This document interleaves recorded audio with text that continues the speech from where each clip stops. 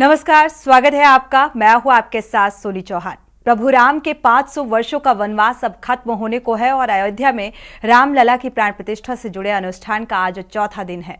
मंदिर में आज 21 वैदिक पूजन प्रक्रियाएं हो रही हैं और मंदिर और मूर्ति की प्राण प्रतिष्ठा में महज 3 दिन बाकी हैं। तैयारियां चरम पर हैं, जोरों पर हैं। रामलला की पहली तस्वीर देश और दुनिया को मन मोह रही है और उस ऐतिहासिक पल पूरी दुनिया अब साक्षी बनेगी। उस ऐतिहासिक पल का रघुनाथ के आने से पूरी दुनिया में खुशी की लहर है। अयोध्या से लेकर समूचे देश में माहौल जो है वो राममय हो चुका है। पीएम मोदी भी आज महाराष्ट्र में राम मंदिर का जिक्र कर भावुक हो गए। वो तस्वीरें भी सामने आई। रघुनाथ पर संवाद प्रोग्राम में आज हम बात करेंगे देश में आया राम राज्य की।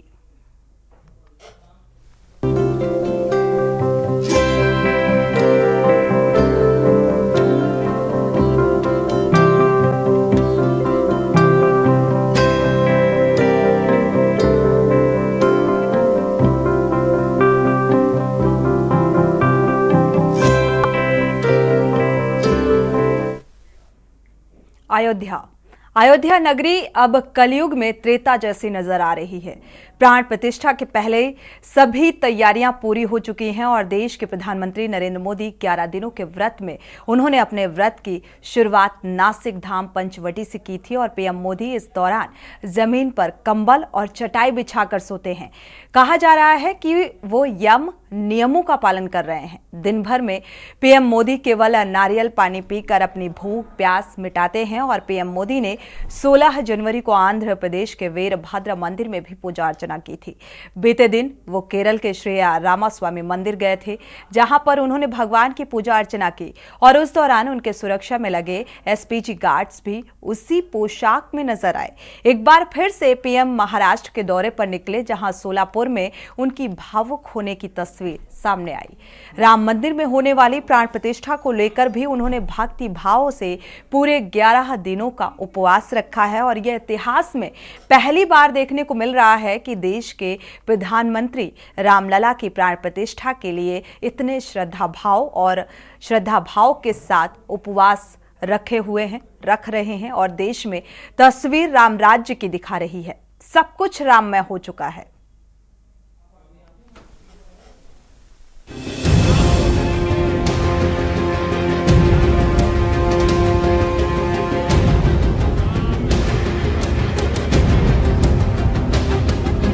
प्रधानमंत्री नरेंद्र मोदी महाराष्ट्र के सोलापुर में अपने बचपन में बिताए गए दिनों को याद कर एक बार फिर से भावुक हो गए और उन्होंने अपने बचपन के दिनों को याद कर कहा कि काश हम इस तरह के अच्छे घर में रह पाते। इससे पहले भी कई बार पीएम इसी तरह से अपने बीते जीवन को याद कर भावुक हुए हैं। वहीं पीएम ने राम मंदिर के उद्घाटन का भी जिक्र किया। उन्होंने कहा कि ये समय हम सभी के लिए भक्ति भाव से भरा हुआ है। 22 जनवरी को ऐतिहासिक क्षण आने वाला है। पीएम मोदी इतने कोमल मन के हैं, जैसे ही पीएम आवास योजना के तहत सबसे बड़ी सोसाइटी का लोकार्पण किया तो कहा, मैं देख कर आया हूँ कि काश बचपन में मुझे भी ऐसे घर में रहने का मौका मिला होता। इसी के साथ सोलापुर में पीएम ने कई प्रोजेक्ट की आधारशिला भी रखी और उद्घाटन भी किया। ये बात कहते हुए पीएम के आंसू निकल गए और वो कुछ सेकंड के लिए चुप हो गए। इसके बाद रूंधे गले से पीएम मोदी ने आगे कहा कि ये चीजें जब देखता हूँ तो मन को इतना संतोष होता है कि हजारों परिवारों के सपने साकार हो रहे हैं और यही उनकी सबसे बड़ी पूंजी है। आज पीएम आवास योजना के तहत बनी देश की सबसे बड़ी सोसाइटी का लोकार्पण हुआ है और मैं जाकर के देख के आया। मुझे भी लगा कि काश मुझे भी बचपन में ऐसे घर में रहने का मौका मिला।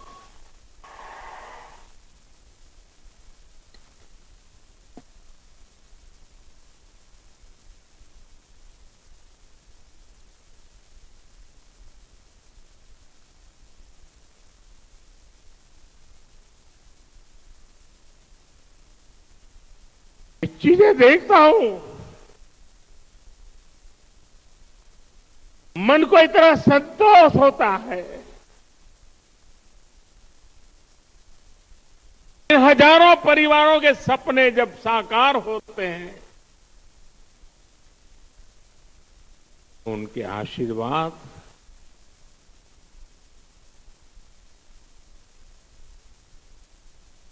मेरी सबसे बड़ी पूंजी होते हैं।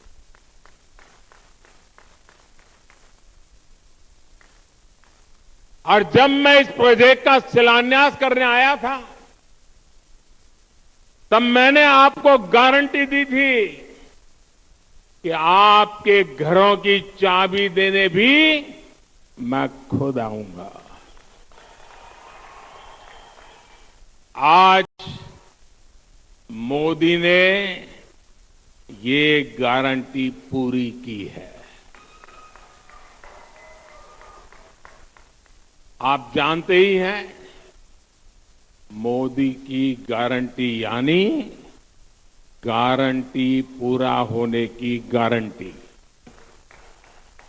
अयोध्या में जैसे जैसे प्राण प्रतिष्ठा का समय नजदीक आ रहा है, वैसे वैसे पीएम मोदी प्रण की तरफ आगे बढ़ रहे हैं। 22 जनवरी को ऐतिहासिक क्षण आने वाला है, जब भगवान राम अपने भव्य मंदिर में विराजमान होंगे। सनातन धर्म के आराध्य के दर्शन टेंट में करने की जो दशकों पुरानी पीड़ा थी, अब दूर होने जा रही है। रामलला की प्राण प्रतिष्ठा से पहले कुछ संतों के मार्गदर्शन में पीएम मोदी अपने नियमों में व्यस्त हैं और उसका कठोरता से पालन कर रहे हैं। ये भी संयोग है कि पीएम के अनुष्ठान की जो शुरुआत हुई है, महाराष्ट्र के नासिक से पंचवटी की भूमि से हुई है। जब से मोदी सरकार बनी है तो देश में लग रहा है जैसे राम राज्य आ गया है। ये हम नहीं कह रहे, बल्कि श्री राम के आदर्शों पर चलते हुए देश में सुशासन हो, देश में ईमानदारी का राज हो। ये राम राज ही कि जिसने सबका साथ, सबका विकास, सबका विश्वास और सबका प्रयास की प्रेरणा दी है। 2014 में सरकार बनते ही पीएम मोदी ने कहा था कि मेरी सरकार गरीबों के लिए समर्पित सरकार है, इसलिए हमने एक के बाद एक ऐसी योजनाएं लागू की हैं जिससे गरीबों की मुश्किलें कम हो और जीवन उनका आसान बने। अब देखने वाली बात ये होगी कि आने वाले दिनों में देश के अंदर रामराज कायम रहेगा या फिर नहीं। तो राम राज्य की स्थापना को लेकर कई सवाल। 500 वर्षों का इंतजार अब खत्म होने को है और रामलला की प्रतिष्ठा में सिर्फ 3 दिन बाकी रह गए हैं। अयोध्या में भक्ति की झांकी दिखाई दे रही है और प्राण प्रतिष्ठा का मुहूर्त 84 सेकंड्स का है। 12 युगों का संयोग बन रहा है और बेहद शुभ इसे माना जा रहा है। जब प्रभु श्री राम का कलयुग का वनवास खत्म होगा, ये 3 तस्वीरें आपको दिखाते हैं। आपके सामने ये 3 तस्वीरें हैं टीवी स्क्रीन पर। 17 जनवरी की ये तस्वीर, जब रामलला को मंदिर परिसर में देर रात प्रवेश कराया गया था।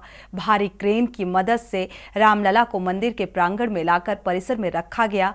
दूसरी तस्वीर आप देख पा रहे हैं 18 जनवरी की, जब प्रभु राम के बाल स्वरूप की प्रतिमा को विधि विधान के साथ गर्भगृह में स्थापित किया गया था।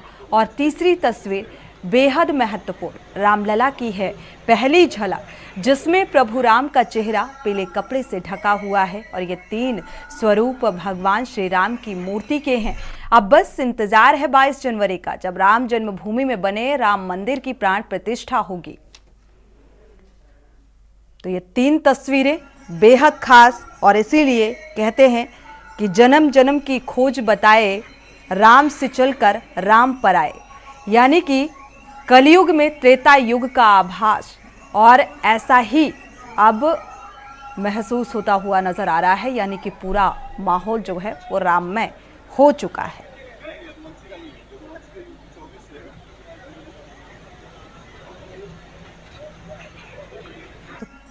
एक लंबे अरसे से जो इंतज़ार था, वो अब इंतज़ार हकीकत में तब्दील होने जा रहा है। तो जाहिर सी बात है, इस पल का बेसब्री से इंतज़ार और उतनी ही चरम पर उत्सुकता श्रद्धालुओं की जो राम के प्रति आस्था रखते हैं, और ये आस्था कई तरीके से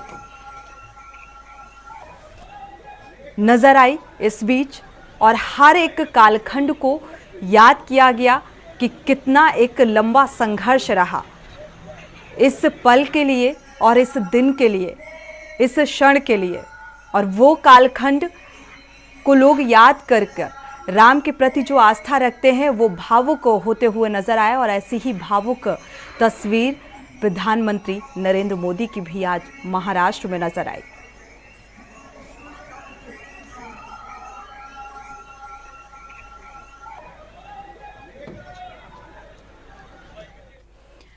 तो अयोध्या का एक नया विस्तार, और अब बहुत कम वक्त बचा है, और उस कम वक्त को लेकर अगर देखा जाए हर एक व्यक्ति के जहन में, हर एक जन के मन में बस राम रघुराई आ रहे हैं। और इस तरीके की आगमन और प्राण प्रतिष्ठा को लेकर उत्सुकता, यानी कि जैसे दिवाली में लोग तैयारी करते हैं अपने घरों के बाहर और मेन गेट के बाहर रंगोली बनाते हैं, अयोध्या तो पूरी दुल्हन की तरह सजाई गई। लेकिन साथ साथ हर घर में आज तैयारियां इसी तरीके से की जा रही हैं कि मानो हर घर में राम विराजमान होने वाले हैं। और आज रघुनाथ पर संवाद में हम चर्चा भी करेंगे राम राज्य की स्थापना को लेकर, क्योंकि राम राज्य की स्थापना की जो शुरुआत है, जो आगाज है, ये हो चुका है। और इसी को लेकर हम खास मेहमान हमारे साथ जुड़े हुए हैं। आपका पहले परिचय कराते हैं।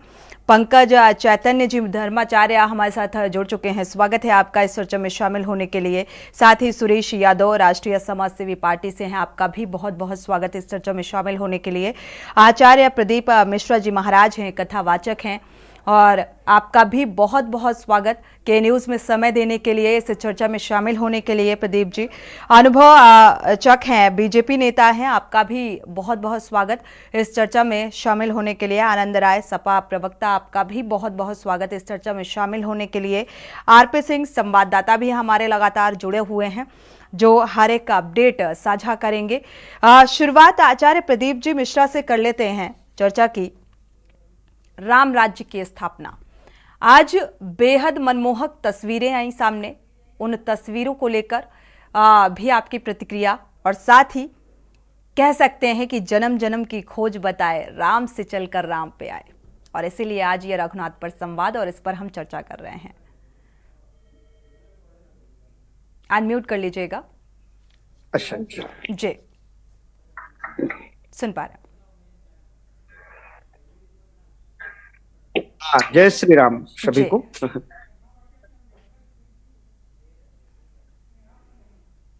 हेलो जी प्रदीप जी, सुन पा रहे हैं आपको।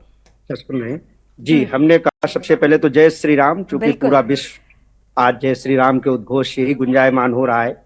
और निश्चित तौर पे जो ध्वनि निकल रही है, इससे हमारा एनवायरनमेंट, पर्यावरण, एक नई ऊर्जा, नई पावर के साथ भारत देश उभर करके सामने आ रहा है, इसमें कोई संशय नहीं है। और जो प्राण प्रतिष्ठा की जो आप देखो अभी आपने जो चित्र जो दिखाए हैं, जो हमें जो प्राप्त हो रहे हैं, निश्चित तौर पे जो हमारी वैदिक परंपरा है उसके अनुरूप वहां के वैदिक आचार्यों के द्वारा, सभी धर्माचार्यों के द्वारा दिव्य अनुष्ठान प्रारंभ हो चुका है, कर रहे हैं। और केवल धर्माचार ही नहीं, अपितु जैसा आप बता रहे हमारे माननीय प्रधानमंत्री जी, हमारे जो देश के राजा हैं, वो भी उस अनुष्ठान में पूर्ण सहभागी बनकर के, चूंकि जब भगवान राम जी को राजा बनाना था तो वशिष्ठ जी ने भी कहा था कि राम करो तो सब संजब आजू, क्योंकि किसी भी पद प्रतिष्ठा को प्राप्त करना बिना संयम के संभव नहीं है।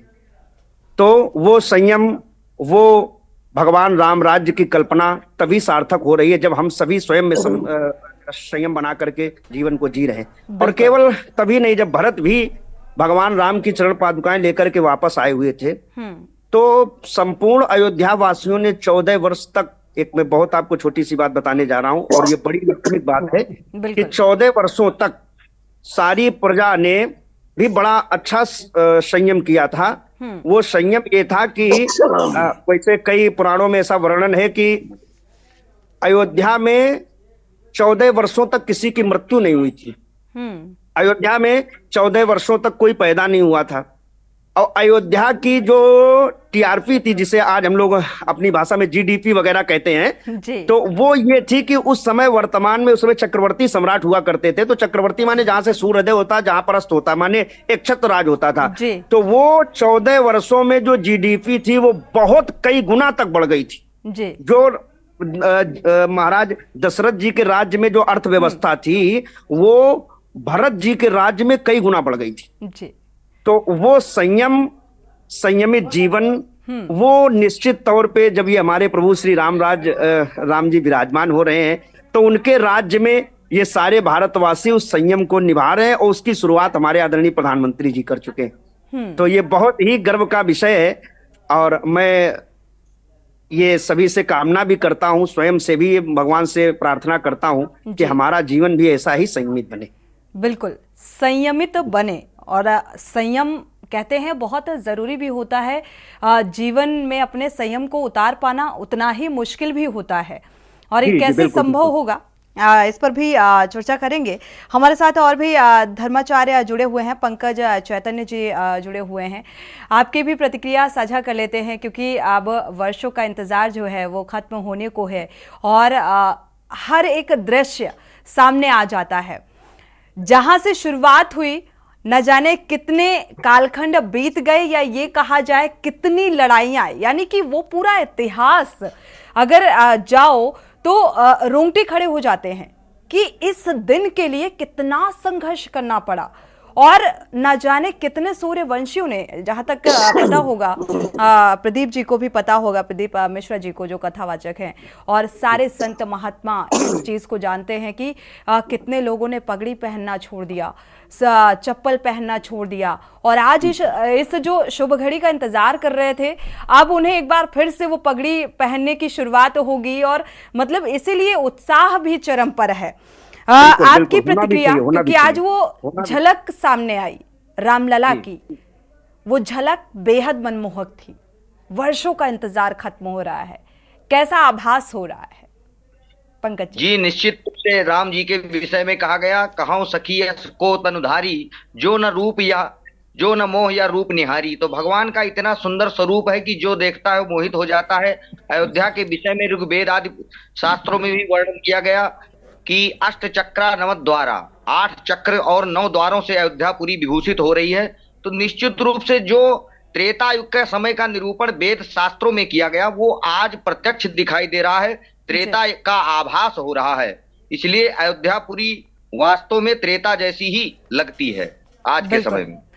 त्रेता जैसी अयोध्या लग रही है, और मुझे लगता है इस वक्त तो पूरा देश में जो राम लहर चल रही है, शीत लहर से ज्यादा राम लहर का असर देखने को मिल रहा है इस वक्त, ऐसा माहौल बना हुआ है।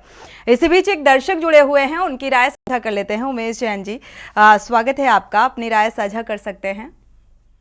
हाँ जी, नमस्ते मैडम जी नमस्कार। मेरी तरफ से सब देशवासियों को और आपको राम राम। बिल्कुल, राम राम जी। मैं ये कहना चाहता हूँ कि अब श्री राम भगवान हमारे देश में आ रहे हैं, जिसकी वजह से प्रत्येक देशवासी को ईमानदारी से काम करना चाहिए। बिल्कुल, ईमानदारी से काम करने की वजह से हमारे देश का कर्जा 208 लाख करोड़ रुपए समाप्त हो जाएगा, और हमारा देश राम नाम का नाम से त्रेता युग में आ जाएगा। माफ कीजिएगा। हम सबको ये कोशिश करनी चाहिए कि हमारे देश पर एक भी पैसा खर्चा नहीं रहना चाहिए।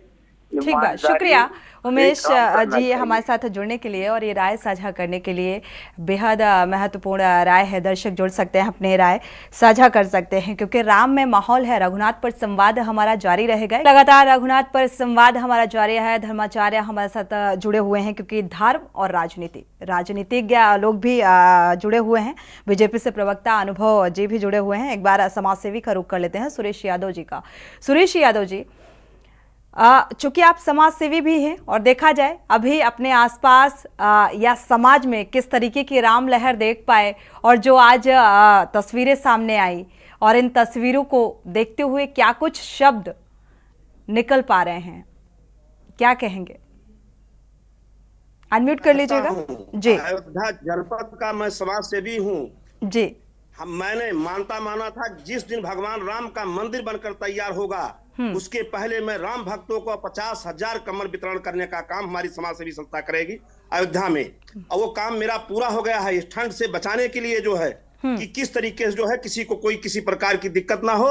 और भगवान राम का मंदिर बनकर तैयार है। 22 तारीख का प्राण प्रतिष्ठा होगा और देश के प्रधानमंत्री मोदी जी और उत्तर प्रदेश के यशस्वी मुख्यमंत्री योगी आदित्यनाथ जी जिस तरीके से जो है अयोध्या जनपद को चमकाने का काम किया, विश्व पटल पर पहुंचाने का काम किया, इसके लिए मैं हमारी समाज सेवी संस्था पूरा जोर उनका समर्थन करती है। बहुत बहुत धन्यवाद उनको देती है। वाह वाह वाह वाह वाह, बहुत सुंदर बहुत सुंदर। चलिए ये है राममय लहर। ये न कोई जाति, ये न कोई राम के विशेष, प्रति न कोई आस्था राम राज है बैठे और तो लौका हर्षित भय गए। हमारे जितने भी लोग हैं राम भक्तों के लिए लगे हुए हैं सेवा में, संस्था के जितने भी लोग हैं जात मजहब सबसे हटकर काम कर रहे हैं। भगवान राम सबके हैं और सबके लिए उन्होंने काम किया था। त्रेता युग में जो है चाहे असहाय गरीबों के लिए काम किया था, उसी तरीके हमारी समाज सेवा की संस्था काम कर रही है। बहुत अच्छा, बिल्कुल, क्योंकि समाज सेवी कभी कभी समाज सेवा से ज्यादा राजनीति करने लग जाते हैं, तो मुझे लगता है नहीं मैडम, राजनीति मैं नहीं कर रहा हूँ। नहीं अच्छा बिल्कुल आपकी बात से मैं इत्तेफाक रखती हूँ। ये बहुत अच्छी पहल है और ये आस्था है राम के प्रति आपकी। बिल्कुल, एक बार अयोध्या का रुख कर लेते हैं। हमारे संवाददाता भी जुड़े हुए हैं आरपी सिंह।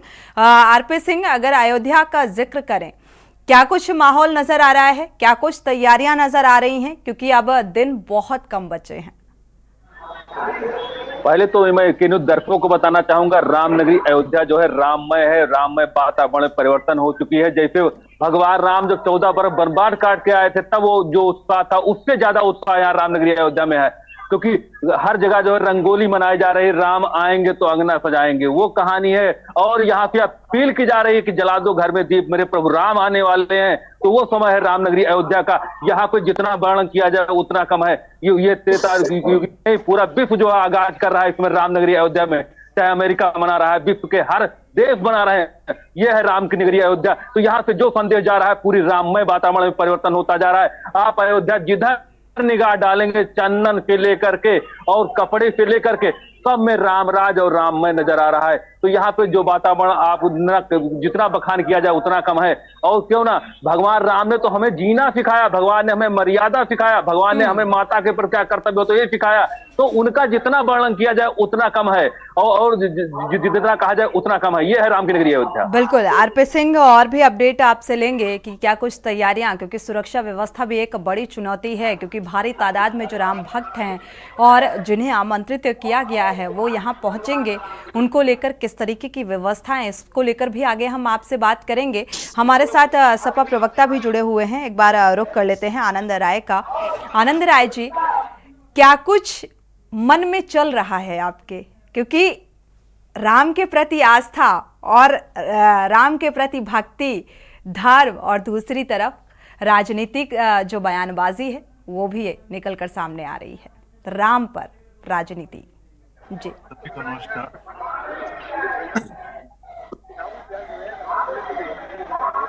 ये देखिए, कहीं ना कहीं खुशी की लहर सभी के अंदर है।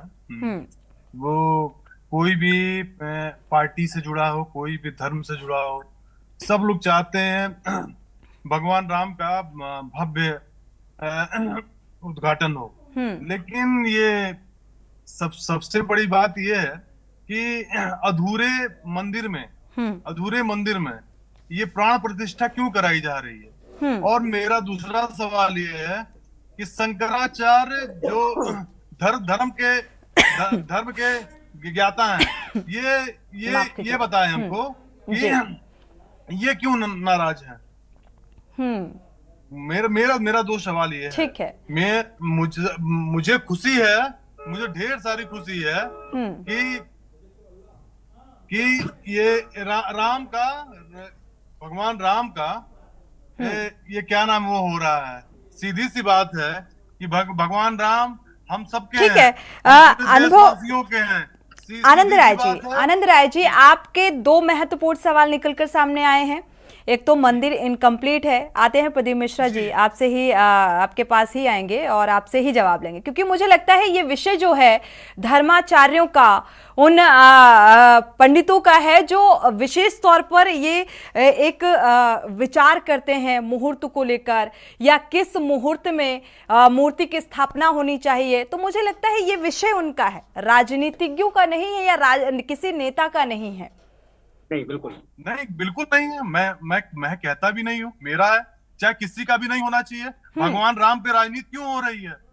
और कहा जा रहा है जिस तरीके से विचारा गया है या जो समय निर्धारित किया गया है, आनंद राय जी आपने सवाल उठाए, इसलिए हम इस सवाल का जवाब दे रहे हैं। और हम प्रदीप मिश्रा जी का भी रुख करेंगे कि ये जो लगातार पार्टियां, राजनीतिक पार्टियां ये सवाल उठा रही हैं, शंकराचार्य की बातों का हवाला भी दिया जा रहा है। ठीक है, उनके अपने कुछ सवाल रहे महत्वपूर्ण, और हालांकि इसको रोकने को लेकर एक हाईकोर्ट में याचिका भी दाखिल कर दी गई, गाजियाबाद के एक शख्स ने दाखिल की है। तो किस हिसाब से ये मुहूर्त निकाला गया, क्योंकि मंदिर इनकम्प्लीट है अभी, और पूरी तरीके से कहा जाता है पोष के महीने में जो है वो किसी भी देवी देवता की प्राण प्रतिष्ठा नहीं की जाती है, तो इसको थोड़ा साफ कीजिएगा। देखिए ऐसा है, हेलो जी, सुन पा रहे हैं प्रदीप जी? जी देखिए ऐसा है, पूस के महीने की आपने जो जिक्र की है, ऐसा कहीं नहीं। पूस के महीने में अगर सूर्य दक्षिणायन हो, अभी मकर संक्रांति जो हम लोगों ने 15 जनवरी को मनाई है, इस दिन से हमारे सूर्य भगवान जो हैं वो उत्तरायण हो जाते हैं। तो उत्तरायण में जो सात्विक देवी देवता हैं उनके प्रतिष्ठा के मुहूर्त स्वतः ही जागृत हो जाते हैं। ठीक है, दक्षिणायन में जो उग्र देवता हैं उनकी प्रतिष्ठा होती है, वो जैसे माँ काली हैं, भैरव बाबा हैं, भद्रकाली, इस तरीके के देवताओं की इस तरफ हो जाती है प्रतिष्ठा। ठीक है, लेकिन अब ये सूर्य भगवान उत्तरायण हो चुके, तो इसमें पूस का कोई रोल नहीं। अच्छा, पूस का रोल वहां माना जाता है जब कोई ग्रह अस्त हो, ये ज्योतिष कहता है हमारा। और आप देख रहे हैं कि दिनांक 16 जनवरी से हमारी शादी विवाह के कार्यकाज भी शुरू हो गए, क्योंकि कोई भी अशुभता इसमें है ही नहीं। रह गई बात, अभी हमारे ये भैया ने एक प्रश्न किया है, राय जी ने, कि अधूरे मंदिर में प्राण प्रतिष्ठा कैसे हो रही है। अरे मेरे भाई, मैं कहना चाहता हूँ ये लमसम आज 80% लोगों की ये एक हम कहते हैं कॉपीराइट बातें आ रही हैं, रट्टा मार वाली, कि अधूरे मंदिर में, जबकि आप लोग जानकारी महाराज जी आप भी लोगों से मिलती है। मैं वही दे रहा हूँ कि वो ज्यादातर लोग यही प्रश्न कर रहे हैं कि अधूरा मंदिर। एक चीज और याद रखिए, मंदिर तभी पूरा होता है जब भगवान बैठते हैं। हम कहते हैं बहुत बढ़िया, आप शिखर बनवा डालिए और उसमें कोई मूर्ति विग्रह विद्यमान ना हो, तो क्या आप उसे मंदिर कहेंगे? कोई नहीं कह सकता है। मंदिर वो तभी होता है जब भगवान बैठते हैं। आज अगर किसी कारणवश शिखर नहीं तैयार, और बहुत से ऐसे आपको हम प्रमाण दे देंगे, कई आपको हम मंदिर दिखा सकते जहां शिखर नहीं बना है, प्राण प्रतिष्ठा हो गई शुभ मुहूर्त में, इसके बाद शिखर बाद में बनता रहा है, या शिखर बना था उसको और बृहद रूप दिया गया है। ऐसे कई प्रमाण मिले हैं, सोमनाथ इत्यादि मंदिरों में ऐसा हुआ है। तो देखिए ऐसा है कि जब भगवान प्रतिष्ठित होते, जब भगवान बैठ जाते हैं, तो मंदिर तभी होता है। तो इसमें ये संशय का विषय है और उसमें बहुत हम लोगों को सोचना नहीं है, और ये संशयात्मक टिप्पणी है, इसमें कोई भी ऐसा शुभ मुहूर्त ही देखा गया है। और हम तो कहते हैं भगवान जब विराजमान होते हैं वही शुभ मुहूर्त होता है। शुभ मुहूर्त इंसानों के लिए बनाया गया है, भगवान के लिए नहीं बनाया गया। ये एक बहुत कॉमन बात मैं आपको बता रहा हूँ। शुभ मुहूर्त है उस समय जब भगवान विद्यमान है। हिंदू रीति रिवाज में मुहूर्त का बहुत विशेष ख्याल रखा जाता है। और आपने एक चीज बेहतर कही प्रदीप मिश्रा जी, कि इंसानों के लिए मुहूर्त है, भगवान के लिए, लेकिन जिस तरीके से स्थापना की जा रही है और राम के प्रति जो आस्था रखने वाले श्रद्धालु हैं, उनको इस सवाल से भी ऐतराज है कि इस तरीके से सवाल क्यों उठाए जा रहे हैं। आनंद राय जी वापस लौटेंगे, इस बीच दर्शक भी जुड़े हुए हैं, उनकी राय साझा कर लेते हैं। प्रेम जी चेन्नई से जुड़े हुए हैं, स्वागत है आपका, अपनी राय साझा कर सकते हैं प्रेम जी। नमस्कार मैम जी। मैम, अयोध्या तो देख के हमारी समझ में ऊपर में बैठे हुए हमारे देवी देवता भी तरफ गए होंगे कि 22 तारीख को हम भी अयोध्या चले देखने के लिए कि इतना सुंदर श्रृंगार हुआ है भगवान राम का। लेकिन दूसरी तरफ जो राजनीति की आप बात कह रहे हैं, ये मुद्दा जो उठाया गया है ये गलत उठाया जा रहा है। जो नहीं आ रहे हैं उनके लिए बारी बारी क्यों मुद्दा उठाया जा रहा है? बुलाया तो मेरे को भी नहीं गया, आपको भी नहीं बुलाया गया, आपने तो मुद्दा नहीं उठाया। बहुत सारे कार्ड सेवक जिन्हें आज सम्मानित किया जा रहा है उनको भी निमंत्रण नहीं मिला, लेकिन वो इस बात से खुश हैं कि आज वो दिन आ गया जिसके लिए उन्होंने संघर्ष किया था। शुक्रिया हमारे साथ जुड़ने के लिए। अगले दर्शक गिरीश शुक्ला जी जुड़े हुए हैं, स्वागत है आपका, अपनी राय साझा कर सकते हैं गिरीश जी। मैं देश के लोगों को ये बताना चाहता हूँ कि 500 साल से युद्ध चल रहा था, मान लीजिए, युद्ध में मुहूर्त देख के काम नहीं होता है। जब इस पे मूर्ति रखी गई तब भी मुहूर्त नहीं देखा गया, जब पट्टा वाले भगवान बनाए बंसी वाले ने तब भी मुहूर्त नहीं देखा गया। आज भी मुहूर्त देखने की जरूरत नहीं है। ये युद्ध में विजय प्राप्त करने के बाद जो कब्जा मिला है, जब कब्जा मिला है हम उस पर कब्जा करेंगे। और रह गया मंदिर का अधूरा या पूरा, ये सब बेकार की बातें हैं। गर्भगृह बन गया है, बस बन गया तो गर्भगृह में मूर्ति रखी जा रही। 67 एकड़ का बिल्डिंग एक साथ नहीं बन सकता।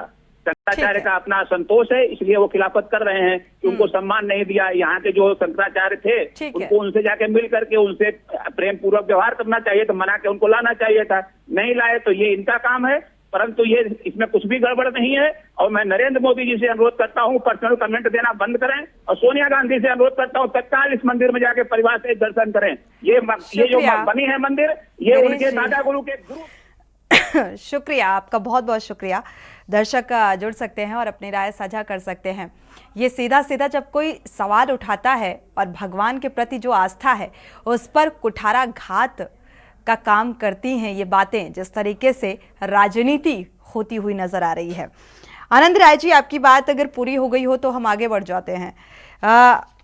मुहूर्त को लेकर जो आपका सवाल था वो मुझे लगता है थोड़ा सा क्लियर हो गया होगा, लग रहा है। इस पे सीधी सी बात है, सभी नेशनल मार्ग बंद कर दिए गए हैं। और इस पे हमें जहां तक लग रहा है, मेरे हिसाब से, मेरी व्यक्तिगत राय है जी, इस पे टोटली राजनीति हो रही है।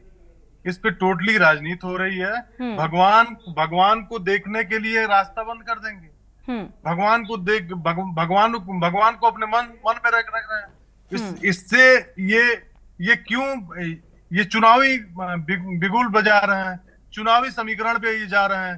तो ये कहीं ना कहीं लोगों को भावना को ठेस। कांग्रेस ने जिस चीज का जिक्र किया कि ये बीजेपी और आरएसएस का इवेंट है, इसलिए हम नहीं जा रहे हैं, ये साफ तौर पर कांग्रेस ने कहा है। और ये कांग्रेस का है, लेकिन मैं मेरा व्यक्तिगत है ये कि मैं पार्टी की उस पर नहीं बोल रहा हूँ। मैं बोल रहा हूँ कि ये सीधे ये कहीं ना कहीं ये चुनावी चलिए, आपके हिसाब से ये चुनावी एजेंडा है, चुनावी मुद्दा है, ठीक है। हमारे साथ इसी बीच एक दर्शक जुड़े हुए हैं, राय साझा कर लेते हैं। इसके बाद बीजेपी प्रवक्ता भी हमारे साथ जुड़े हुए हैं, अनुभव जी रुक करेंगे। सुरेश अवस्थी जी जुड़े हुए हैं कानपुर से, स्वागत है आपका, अपनी राय साझा कर सकते हैं सुरेश जी। सोनी जी, मैं ये कहना चाहता हूँ, सोनी जी, मैं ये कहना चाहता हूँ, जिन्होंने कार सेवकों के ऊपर गोली चलवाई थी अयोध्या के अंदर, ऐसे लोग के हाथ तो खून से रंगे हुए हैं, वो राम की बात क्या करेंगे? जो हमारे शहीद हो गए कार सेवक अयोध्या के मुद्दे में, ऐसे लोग जिनके खून से हाथ सड़े हुए, वो ऐसे राजनीति नहीं कर सकते। उनको भगवान श्री राम अभी उनको सत्ता से बेदखल करेंगे और 24 में उनको हार माननी पड़ेगी। ठीक है, शुक्रिया हमारे साथ जुड़ने के लिए। अगले दर्शक मुंबई से जुड़े हुए हैं, अजय जी, स्वागत है आपका, अपनी राय साझा कर सकते हैं। हाँ, मैं ये बोलना चाह रहा हूँ जी, ये जो विरोध हो रहा है, ये विरोध नहीं हो रहा, ये तो त्रेता युग में भी भगवान रामचंद्र जी का विरोध हुआ था एक धोबी के जरिए। ये निशाचर हैं, ये निशाचरों का यही करेंगे। 90 में इन्होंने गोली चलवाई, सपा वाले सर इनको लाज नहीं है थोड़ा भी। 90 में कारसेवकों को गोली चलवाई इन्होंने, अभी भी सर नहीं इनको। कांग्रेस वाले शुरू से आज तक विरोध करते आए, मंदिर न बने न बने न बने, अब बन गया तो इनको सर तो है नहीं, एक बेशर्म है, ये निशाचर हैं, ये हमेशा विरोध करते रहेंगे। भगवान राम कुछ नहीं बिगाड़ पाएंगे। मंदिर ये भी बना, मंदिर अयोध्या में तो बना ही बना है, अभी मथुरा काशी में भी मंदिर बनेगा।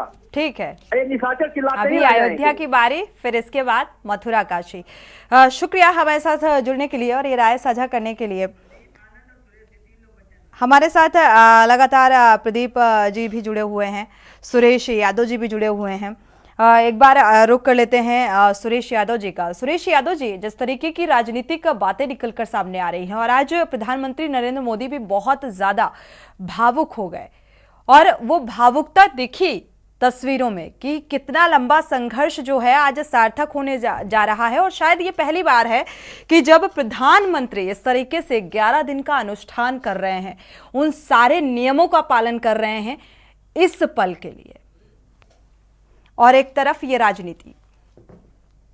मैंने सबसे पहले बात एक रखी थी, राम करो सब संयम आजू।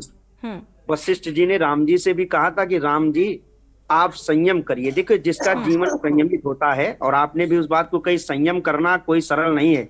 संयमित जीवन वही जी सकता है जिसके जीवन में त्याग, तपस्या और भाव हो, सद्भाव हो, जिनके जीवन में वही संयमित जीवन जी सकते हैं। तो अगर व्यक्ति संयम कर रहा है तो निश्चित तौर पे उसका स्वागत है और करना चाहिए। केवल वही नहीं, वो आज हमारे देश के प्रधानमंत्री हैं, पदस्थ हमारे राजा हैं, और राजा भगवान का स्वरूप होता है, हम तो उनमें यही मानते हैं। तो राजा के साथ साथ प्रत्येक प्रजा का भी कर्तव्य है कि वो भी संयम करे। इस राम जी के विराजमान होने के बाद तो हम तो भारत देश के सभी जितने भी यहाँ रहने वाले 140 करोड़ की जनसंख्या जो है, मैं उन सबसे किसी विशेष वर्ग के लिए नहीं, लेकिन अगर हमारे भारत देश को आगे ले जाना है तो हम सभी को अपने जीवन को संयमित करना ही पड़ेगा। यही रामराज की कल्पना, यही रामराज वास्तविक है। जब जीवन संयमित होगा, अब उससे क्या होगा, जब हमारा जीवन संयमित होगा, हम जो बेफजूल खर्चे करने वाले हैं, तो निश्चित तौर पे हमारे घर की व्यवस्थाएं बढ़ेगी। और जब घर की व्यवस्थाएं बढ़ेगी तो हम अपने क्षेत्र को, फिर अपने प्रदेश को, फिर अपने देश को मजबूत बना सकते हैं। आज वर्तमान में स्थिति क्या है, विदेशों में जब देखिए झगड़ा हुआ तो सुनने में आता है कि इजराइल ने अपनी पूरे जो वहां के लोग थे, बिल्कुल वहां की महिलाएं तक युद्ध करने के लिए आ गई। तो ये देश के प्रति समर्पण है और ये होना चाहिए। और ये हमारे राम जी निश्चित तौर पे ये हमारे देश को शिक्षा देते हैं, उनसे हमें ये सीख ही मिलती है संयमित जीवन जीने का। और जब जीवन संयमित होगा तो निश्चित तौर पे हम बढ़ेंगे, हमारा परिवार बढ़ेगा, हमारा क्षेत्र बढ़ेगा, हमारा देश बढ़ेगा। सामने आ रही है प्रदीप मिश्रा जी, आपको लगता है संयमित और राम राज्य स्थापित हो पाना इतना आसान होगा? और आज की युवा पीढ़ी तो उसको संयमित बना पाना क्या आसान होगा?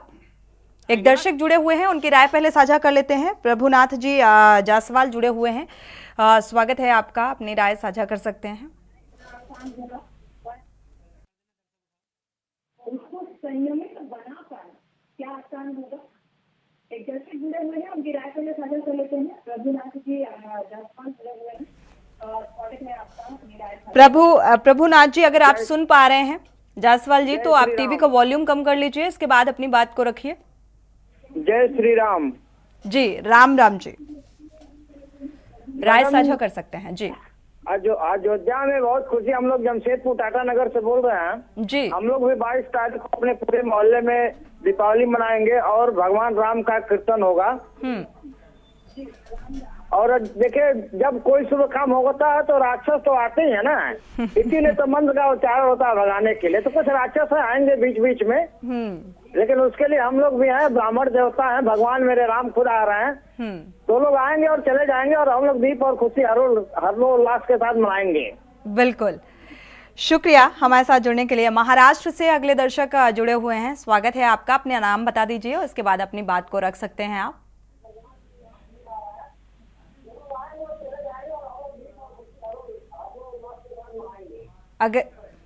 अगर आप सुन पा रहे हैं, टीवी का वॉल्यूम कम कर लीजिए और अपना नाम बता दीजिए, इसके बाद अपनी बात को रख सकते हैं।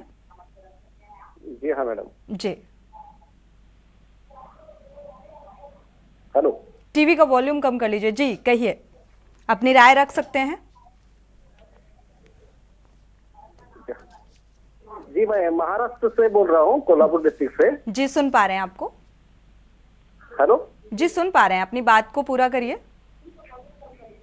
हाँ जी मैडम। हेलो,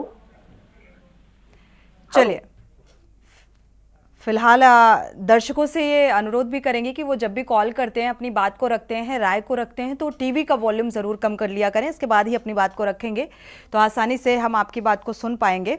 हमारे साथ लगातार धर्माचार्य भी जुड़े हुए हैं, समाज सेवी भी जुड़े हुए हैं। सुरेश यादव जी का रुख कर लेते हैं। सुरेश यादव जी, संयम का जिक्र हो रहा था यहाँ पर और हमारे संवाददाता भी फिलहाल जुड़े हुए हैं, अपडेट आगे लेंगे।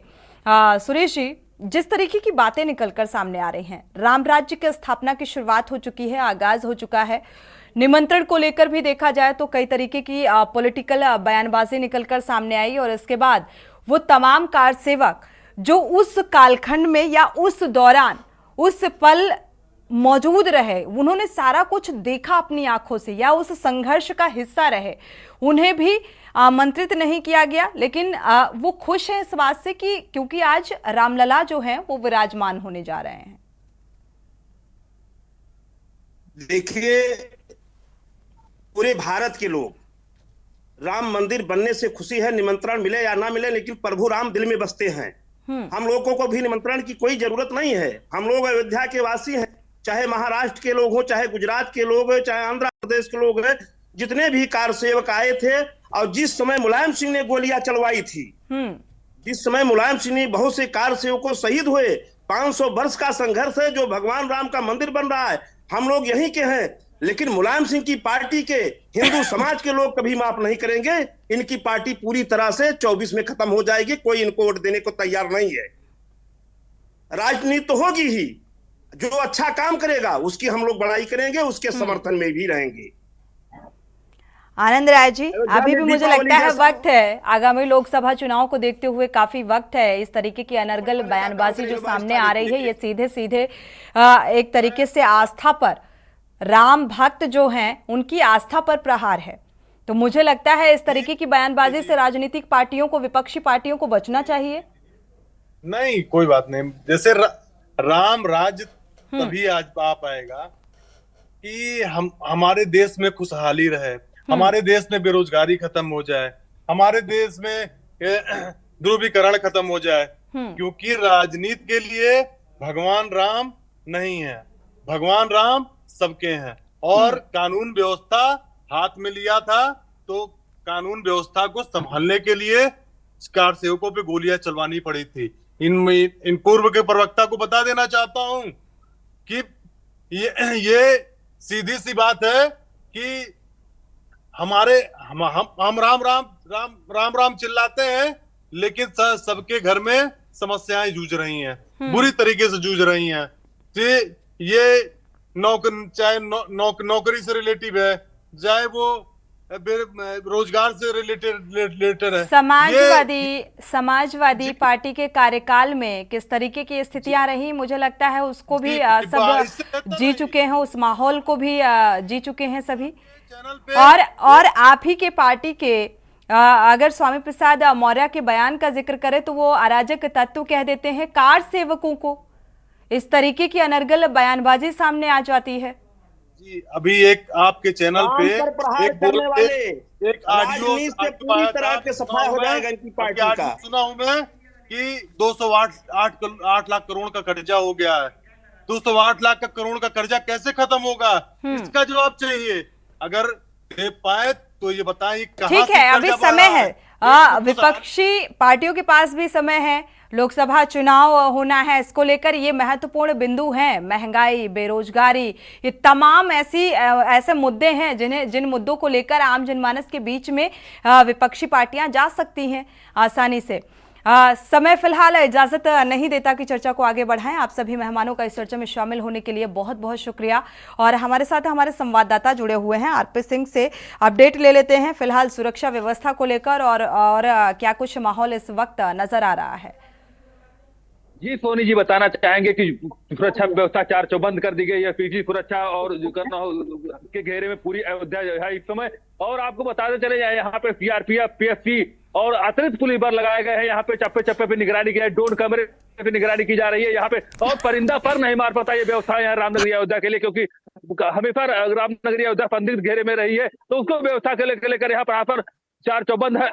और जो है डीआईजी और एजी सब रामनगरी अयोध्या में मौजूद है। तो रामनगरी अयोध्या को सुरक्षा व्यवस्था के लिए एकदम सुरक्षा का घेरा बना दिया गया है पूरी तरीके से रामनगरी अयोध्या को। और 3 जोन में बांटा गया है, ग्रीन जोन, येलो जोन और रेड जोन में रामनगरी अयोध्या को प्रदान किया गया है। जी बिल्कुल, शुक्रिया इस तमाम जानकारी को साझा करने के लिए। तो फिलहाल जो अयोध्या नगरी है वो राममय हो चली है और इसके साथ साथ पूरा देश और देश के साथ जो विदेशी श्रद्धालु हैं वो भी राममय हो चुके हैं। अयोध्या में 22 जनवरी को प्राण प्रतिष्ठा का भव्य आयोजन होना है, जिसकी तैयारियां भी अब अंतिम चरण में हैं और समारोह में शनिधाम के दाती महाराज भी शिरकत करने वाले हैं। और जिसे लेकर के न्यूज से उनसे क्या खास बातचीत हुई वो भी आपको सुनाते हैं। अयोध्या में इस समय दाती महाराज जी हैं हमारे साथ। महाराज जी, श्री राम जन्मभूमि पर श्री राम लला विराजमान होने जा रहे हैं 22 तारीख को। ये 500 सालों की जो तपस्या संत समाज की थी वो कहीं न कहीं अब साकार होती दिख रही है।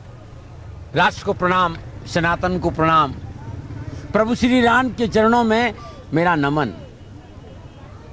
22 जनवरी 2024 सनातन का 500 वर्ष का सपना पूरा हो रहा है और ये शब्दों का विषय नहीं है, अनुभव और आनंद का विषय। मैं यहाँ एक एक कण को प्रणाम कर रहा हूँ क्योंकि मेरे जीवन के प्राणाधार प्रभु श्री राम का अपने घर में प्रवेश हो रहा है।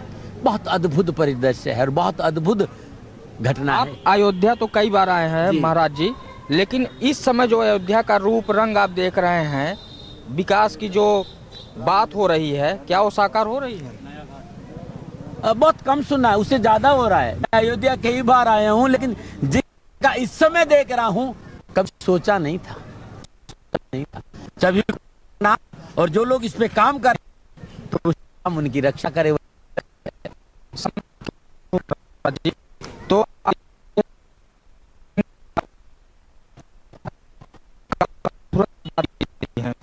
विश्वास करिए प्रभु श्री राम पर और सनातन पे।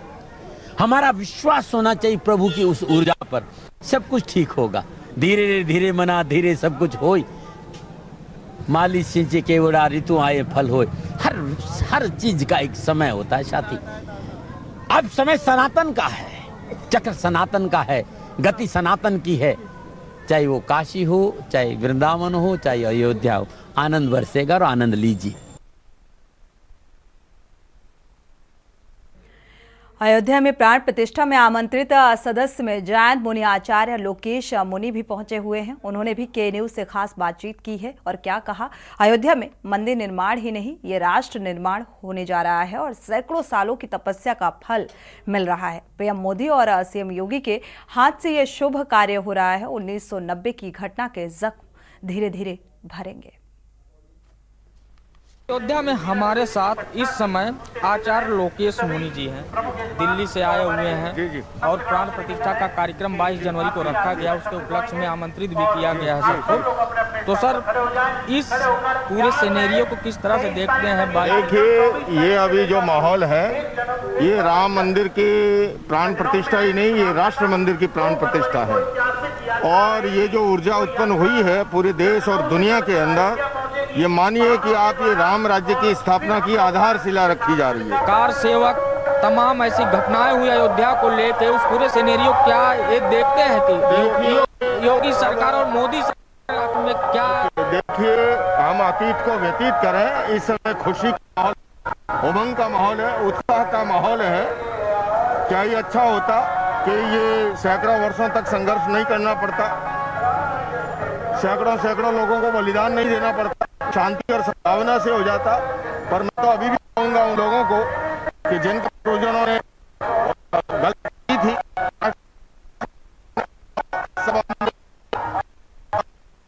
का प्रयास कर। आचार्य लोकेश मुनि जी थे, जिन्होंने कार्यक्रम का इनकी वीडियो रमेश वर्मा के साथ कौशलेंद्र उपाध्याय, के न्यूज, अयोध्या।